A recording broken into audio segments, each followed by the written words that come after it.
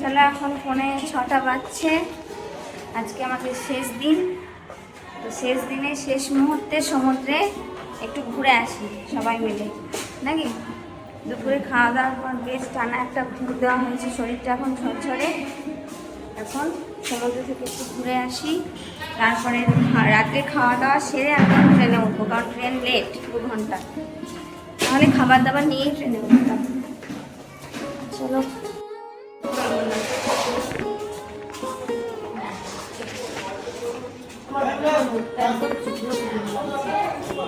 একটু জল ছিটিতে ভিজে যাবে।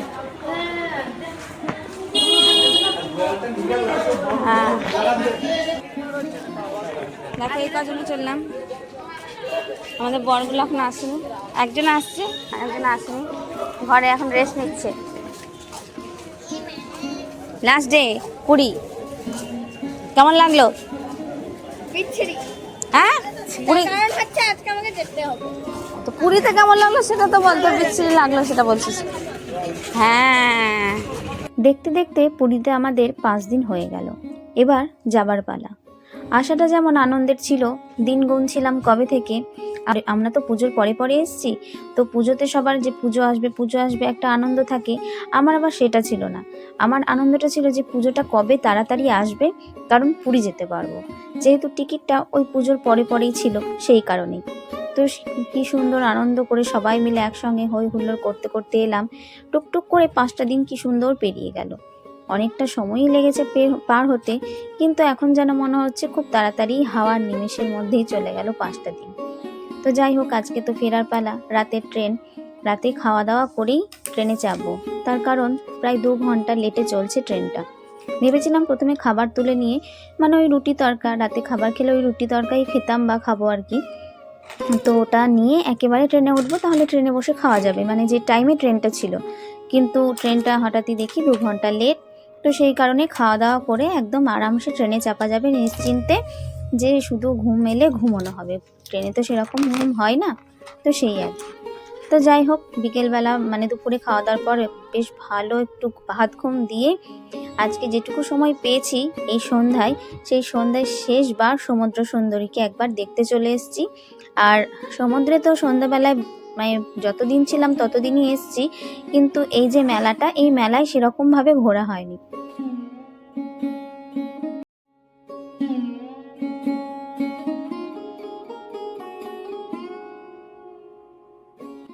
মেলায় খুব বেশি কেনাকাটা করিনি, শুধু রায়ের একটা টুপি কেনার ছিল, সে প্রথম দিন থেকে এসে টুপির বায়না করছে, তো সেটাই কিনলাম।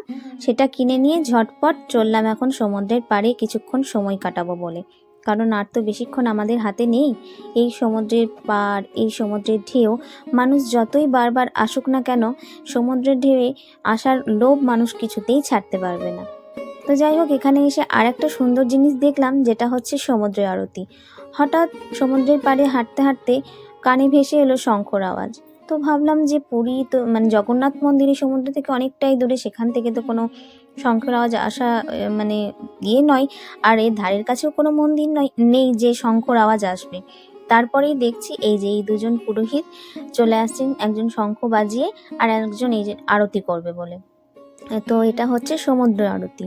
অনেকেই দেখেছো কাশী বিশ্বনাথে গঙ্গার আরতি, বা এখন অনেক নদীতেই আরতির ব্যবস্থা হয়েছে। তো সমুদ্রের আরতি আমি তো কোনোদিনও দেখিনি। তো তোমরা যদি কেউ দেখে থাকো তাহলে অবশ্যই আমাকে কমেন্টে জানাবে। তো আমি যেহেতু নতুন দেখলাম, তাই তোমাদের সঙ্গেও শেয়ার করলাম সমুদ্রদেবের আরতি।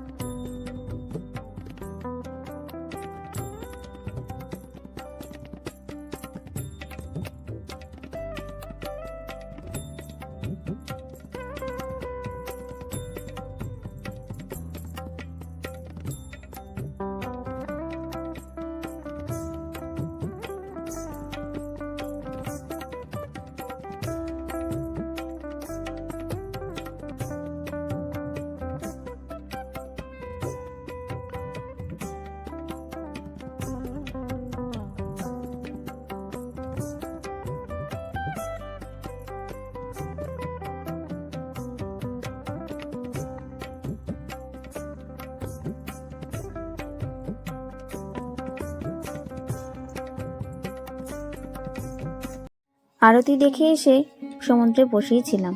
তো হঠাৎ দেখি এই তিনজন মিলে খেলা শুরু করে দিয়েছে। তো ওদের এই খেলার মুহূর্তটাও কিছুটা ক্যামেরা বন্দি করে রাখলাম। আর এই যে দেখো, পরিযায়ী পাখিরাও উড়ে চলে যাচ্ছে এখন। তবে এরা কি পাখি আমিও ঠিক জানি না। রাতের অন্ধকারে দেখছি, অন্ধকার ঘুটঘুটে আকাশ, তার মাঝখানে সাদা পাখিগুলো উড়ে চলে যাচ্ছে। ওরাও যেন বলে গেল যে এই পুরীতে তোমাদের সময় খুব সীমিত, এই আজকের এই সন্ধ্যেটুকু, তারপরেই তোমাদের ফেরার পালা। আমরাও যেমন ফিরে যাচ্ছি ঠিক সেভাবেই। এই যে তিন মূর্তি এখন জমিয়ে খেলাধুলো করতে ব্যস্ত।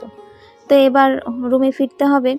তো এই যে রাস্তার এই পাড়ে, মানে সমুদ্র থেকে পাড়ে উঠে দাঁড়িয়েই দেখি খুব ভিড়। কেন?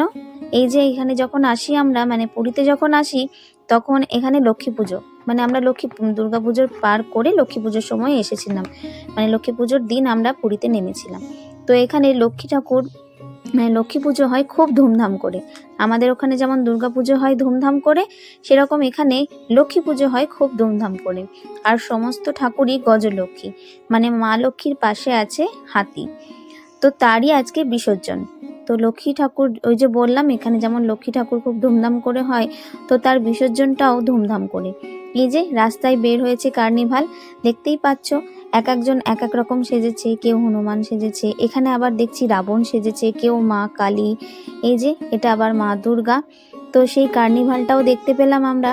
এই সময় না আসলে বুঝতেই পারতাম না যে এখানে লক্ষ্মী ঠাকুরের পুজো এত ধুমধাম করে হয়। ওই যে দূরে আবার আসছে একটা গণেশ। তো এইভাবেই মানে পরপর, মানে যে যেমন ভাবে সেজেছে আর কি। তারপরে একদম পেছনে আছে মা গজলক্ষ্মী।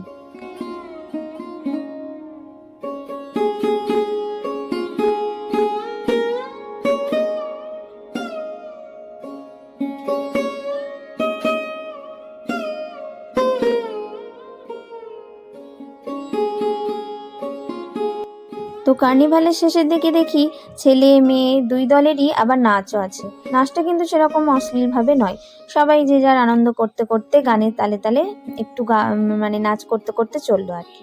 তো যাই হোক, অনেকটা অন্ধকার হয়ে যাওয়ায় রায়ের বাবা আমাদেরকে নিতে এসেছিল। তো এই যে এখানে আমাদের হোটেলের কাছাকাছি একটা মিষ্টির দোকান আছে, কাকাতুয়া মিষ্টান্ন ভান্ডার। তো সেখান থেকে একটু ছানা পোড়া নিতে এসেছিল। এই দোকানের মিষ্টিগুলো এত টেস্টি, দেখতেই পাচ্ছ সব লাইন করে মিষ্টি কিনতে হচ্ছে। ছানা পোড়া তো আমার এখানকার খুবই মানে প্রিয় একটা মিষ্টি। প্রথম দিন সমুদ্রের পাড়ে বসে খেয়েছিলাম, তো তার থেকেও এই মিষ্টির দোকানে ছানা পোড়াটা মনে হয় বেশি টেস্টি। তো যাই হোক, ওখান থেকে একটু নিয়ে নিল। আমি তো রাতে আর কিছু খাবো না, ওই ছানা পোড়াটাই খেয়ে নেব। আর রায়ের বাবার জন্য শুধু একটু রুটি আর তরকা নেওয়া হচ্ছে। ওটাই রুমে গিয়ে এখন খেয়ে নেবে সবাই। তারপরে খাওয়া দাওয়া করে যেটুকু গোছগাছ আছে সেটুকু গোছগাছ করে আমরা রওনা দিয়ে দেবো।